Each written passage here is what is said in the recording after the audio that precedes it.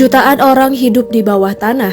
Inilah kehidupan suku tikus di Cina. Sebagai salah satu kota besar dan terpadat di dunia, Beijing, Cina menjadi rumah bagi jutaan pekerja yang ingin mengadu nasib dan meraih impian di negeri tirai bambu. Namun, layaknya kehidupan di kota besar pada umumnya, tinggal di Beijing tidaklah semudah dibayangkan. Banyak dari para pekerja berpenghasilan rendah yang terpaksa tinggal di bawah tanah kota Beijing untuk mencukupi hidupnya. Jutaan pekerja berpenghasilan rendah inilah yang disebut sebagai Suzu atau suku tikus. Dilansir dari Al Jazeera, para suku tikus tersebut mendiami daerah-daerah bawah tanah kota Beijing. Kebanyakan dari orang-orang yang tinggal di dalamnya adalah para pekerja migran dan kaula muda yang berharap bisa sukses di ibu kota Cina itu. Mereka memilih tinggal di ruang bawah tanah demi harga sewa yang lebih murah ketimbang rumah kontrakan atau apartemen yang ada di atas tanah. Diperkirakan terdapat sekitar 1 juta penduduk Beijing yang tinggal di bawah tanah tersebut. Tempat tinggal para suku tikus ini secara teknis ilegal menurut keputusan pemerintah Beijing pada 2010. Itu dikarenakan pemerintah setempat memutuskan bahwa ruang bawah tanah ataupun bekas bunker dan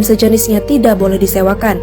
Ruang bawah tanah ini bermula ketika hubungan antara Republik Rakyat Cina atau RRC dan Uni Soviet mulai memanas pada akhir 1950-an. Meski keduanya merupakan dua negara komunis terbesar di dunia kala itu, terdapat beberapa perbedaan politik yang memungkinkan terjadinya konflik besar. Pada akhir tahun 1970, 75 kota besar di RRC pun dilaporkan telah menggali lubang yang bisa menampung sekitar 60% populasi rakyatnya termasuk di Beijing. Pembangunan terowongan mencapai 30 km dan menghubungkan kehidupan 8 juta rakyat di bawah tanah. Namun, pada akhirnya pembuatan terowongan massal di era Mao Zedong pun sia-sia. Perpecahan Uni Soviet pada 1960-an menjadi alasan pembatalan serangan.